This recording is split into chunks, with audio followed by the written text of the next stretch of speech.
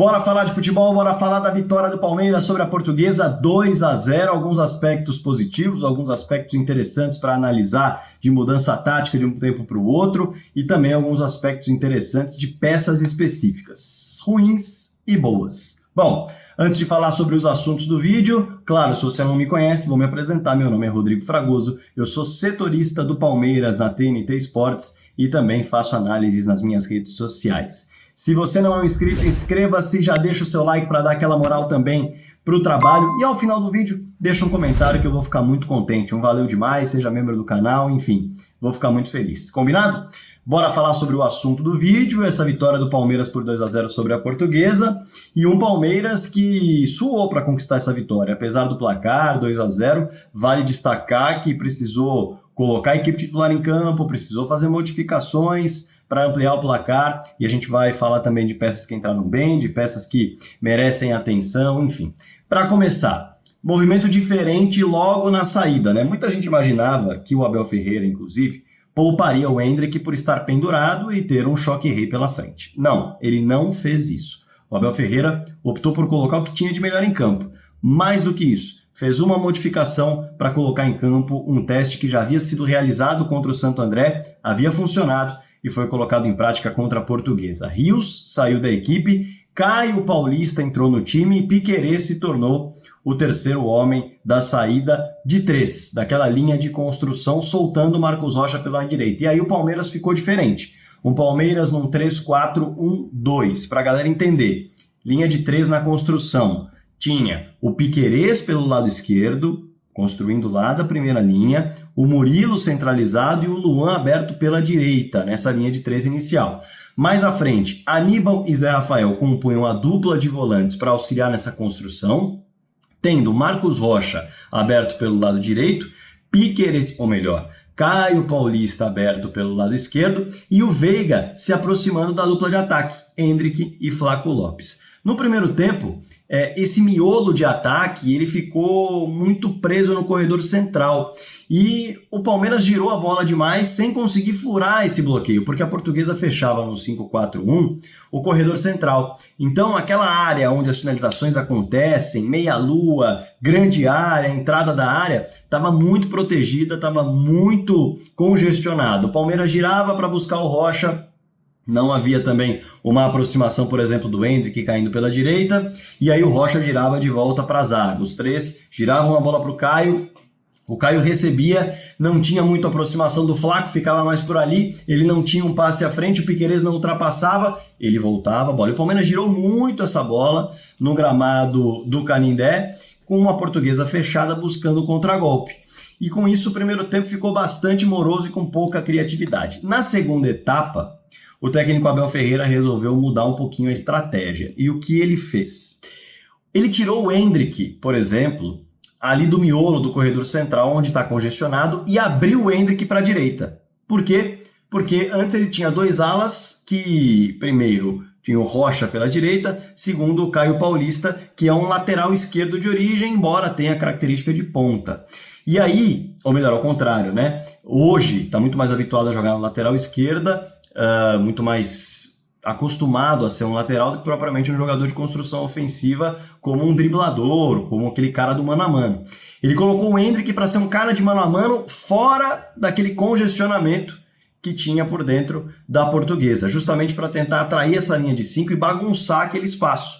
Tanto que o Rocha continua atacando junto com o Endrick aberto. E quem se aproxima mais do Flaco é o Veiga, com o Aníbal chegando por trás. E aí é uma outra coisa que ele mexe. O Aníbal passa a jogar um pouco mais à frente no segundo tempo, ele se coloca muito mais como um homem que está pertinho dos atacantes, enquanto o Zé fica um pouco mais distante do gol para ajudar nessa construção. Então é bem interessante esse movimento que é feito justamente para tentar modificar a defesa da Portuguesa, para tentar pegar a defesa da Portuguesa desprevenida e tentar ter o drible por fora com a jogada do Endrick de mano a mano, que é muito potente e muito forte.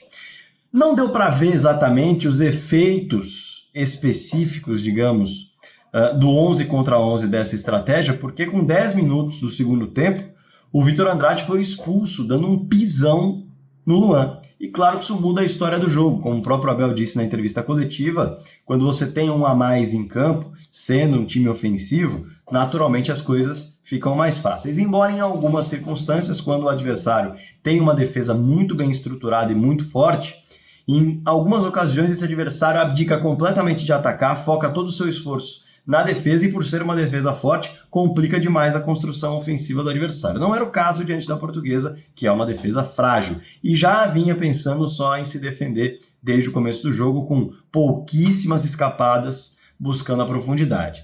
E aí, o Palmeiras conseguiu o gol com o Rocha fazendo o cruzamento, e a gente precisa destacar os dois últimos cruzamentos que vieram da direita do Palmeiras. Tanto o cruzamento do Luan no gol do Aníbal, um cruzamento de 3 dedos maravilhoso, e dessa vez o Rocha quem dá esse cruzamento, também de 3 dedos, o Caio dá uma desviada e o Flaco Lopes coloca para dentro.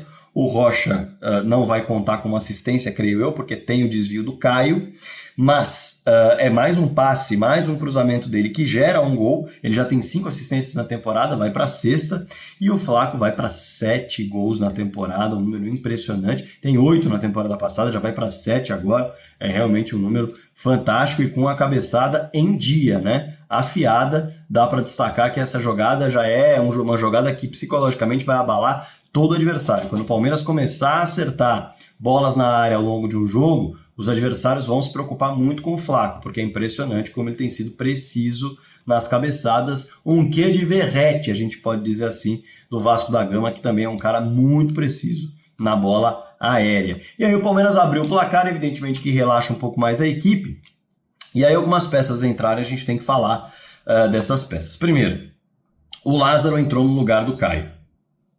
O Lázaro havia jogado 12 minutos só contra o São Bernardo, dessa vez jogou mais. Dessa vez jogou cerca de 30 minutos. E mostrou que tem bola para ganhar mais minutos. O Lázaro entrou como um ala pela esquerda e dá para destacar a capacidade que ele teve de drible, a capacidade que ele teve de cruzamento, que ele dá um cruzamento fantástico no segundo pau para o Rony chegar finalizando, a capacidade de partir para o mano a mano, entrar na grande área e finalizar. Então ele mostrou no pouco tempo que teve as ferramentas que tem à disposição para colocar ali dentro do campo. É um cara que chama a atenção positivamente com 30 minutos já no Canindé. Na minha concepção, entrou muito bem no lugar do Caio. O Rios entrou no lugar do Zé Rafael e o Rios conseguiu dar um belíssimo passe para o menino ampliar o resultado. O menino que entrou também. Não foram muitos minutos do menino, mas ele entrou e conseguiu fazer a diferença no que ele tem de melhor quando o assunto é ofensividade, a finalização de média distância.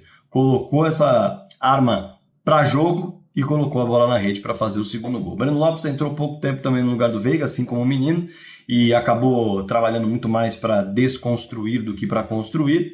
E o Rony entrou no lugar do Endrick aberto. O Rony brigou muito, mas não conseguiu produzir, não conseguiu gerar grandes lances de perigo ou atrapalhar a construção da Portuguesa. O Rony não foi tão efetivo e tão eficaz. O que a gente pode destacar é justamente isso: Lázaro, Rios e Menino. Principalmente o Lázaro, na minha concepção, foi o grande destaque positivo. E a gente não pode deixar de falar do goleiro Everton, né? O Everton, que é um goleiraço, é o goleiro com o maior número de títulos jogando pelo Palmeiras, 11 títulos conquistados, é um ídolo, é uma referência, são mais de 300 jogos com a camisa do clube, um cara que sempre apareceu muito bem nos momentos difíceis, e nesse jogo, nas jogadas especificamente com bola no chão, ele foi muito bem. O problema foi na bola aérea. Na bola aérea, o Everton não mostrou segurança, de acordo com o técnico Abel Ferreira.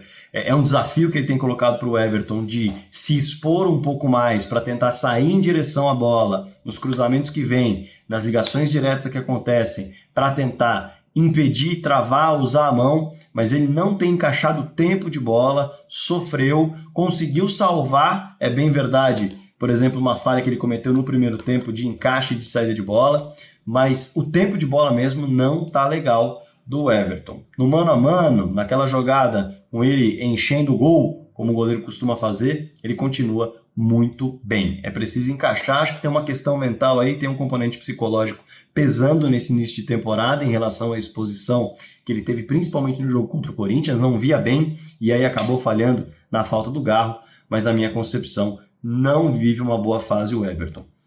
Diria que é para substituir? Não diria. Não diria que é para colocar o Marcelo Lomba na parada. Acho que se o Abel colocou um desafio e ele está se prontificando a fazer, ele está tentando melhorar, é preciso cumpri-lo, porque tem muita qualidade o Everton, tem muita casca o Everton, tem muita liderança o Everton dentro de campo, e eu acho que não é caso de movimentar essa peça no gol do Palmeiras. O Lomba tem 18 jogos pelo clube desde que chegou em 2022, é um goleiro sem ritmo, é um goleiro que também não havia se firmado como titular nas últimas temporadas. Então eu acho que o Everton, sim, que é um goleiro que disputou a Copa do Mundo em 2022, tem tudo para, sem dúvida, ser um cara que vai se recuperar, na minha concepção. Então, esses são os pontos que eu tenho, já há mais de 10 minutos de vídeo. Espero que você tenha curtido a análise, os detalhes, a questão tática, o desenvolvimento do jogo, a explicação dos destaques positivos, negativos. E claro que eu quero também a sua colaboração aqui embaixo, um questionamento, com um comentário, um elogio, uma crítica, uma consideração, o que você bem entender vai ser muito bem-vindo